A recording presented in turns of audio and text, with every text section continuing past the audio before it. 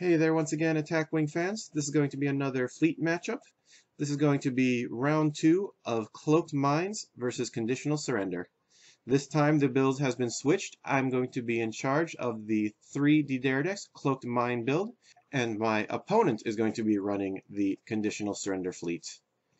Now, the usual thing with Cloaked Mines in this kind of build is that you don't really have the negation effects that you need to take down Conditional Surrender straight out, but you do have the mines which cannot be blocked by it. So the mines are going to be doing a lot of heavy lifting here, and my main objective here is going to be to just Sensor Echo in real close with the D'Deridexes and try to deny actions. My opponent, realizing this, decides his first turn to take a hard turn to the right to avoid the first kind of engagement. Normally, the conditional surrender build loves just going in right away with guns blazing, and jousting style works particularly well for it because when you have 3 ships on the opposing side, conditional surrender can negate 4 of them. You pretty much can lay down the hurt on any one of them. With Dukat on the Negvar and the battle stations with Breen Aid and Bohica on that side, I mean, you're looking at 6 dice from one and 5 dice from the other, all modified, usually more than enough to take care of a 6-hull D'Deridex like mine, especially if you roll defense dice like I do. At this point, the opponent chooses to turn around and finally engage. Otherwise, he'd have to start running the risk of getting hit in the second minefield that I dropped there. When you're running mines, you really have to cover as large an area as possible. What I discovered is that 3 cloaked mines is actually just a little short of what kind of area coverage you need.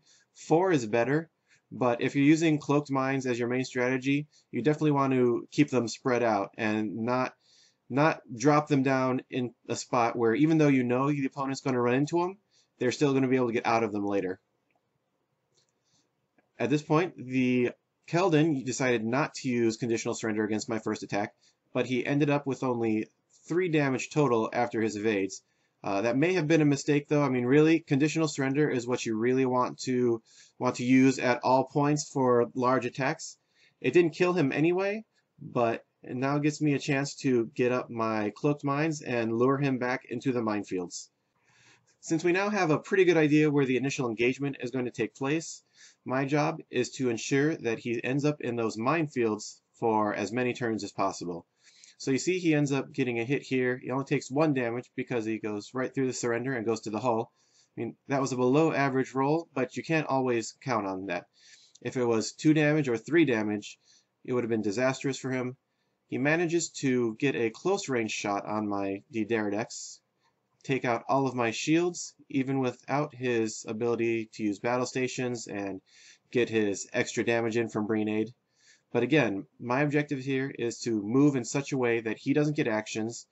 He uses 2 of his conditional surrender uses here with the shrouds to negate damage, and all of my D'Deridexes now, besides Denatra, are going to be dropping out of cloak. So next, I just try to do what I can to jam up the lanes.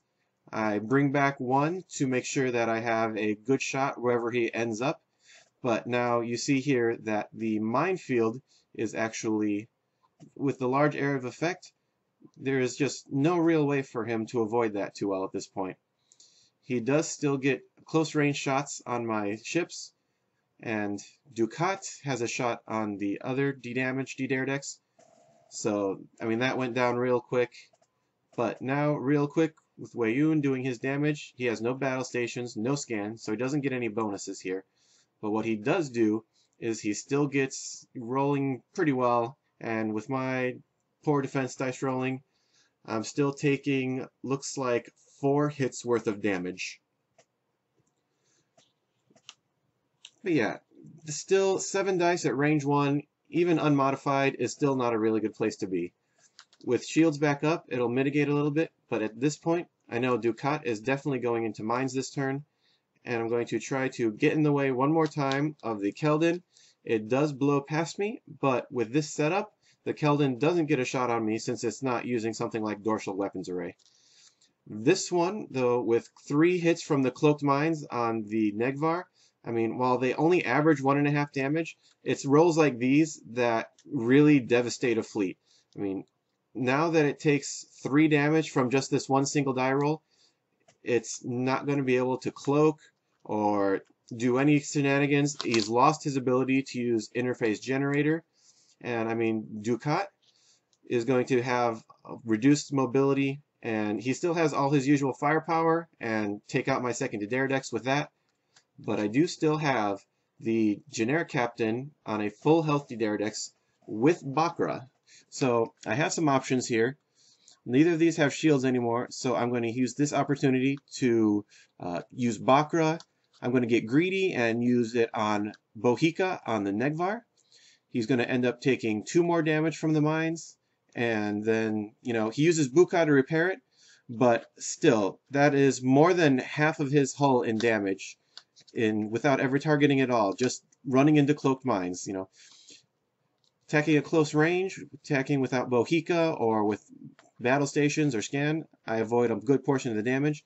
The unexpected move from the Keldon class, though, has a shot on me, and I mean, this could be disastrous for me. Even though he has a power token and doesn't get many of his actions, I mean, he still deals a good amount of damage, leaving me with 1 hit point, but I mean, it does cause him to go off the board. If he had turned the other way, he might have had to go through the other minefield, and he wouldn't have gotten the shot at all.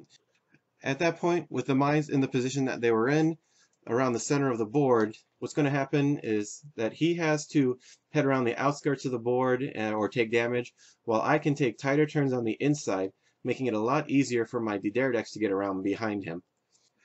His Keldon class does, of course, end off going off the board. His last parting shot almost won him the game, but, you know, that's a gamble you take sometimes.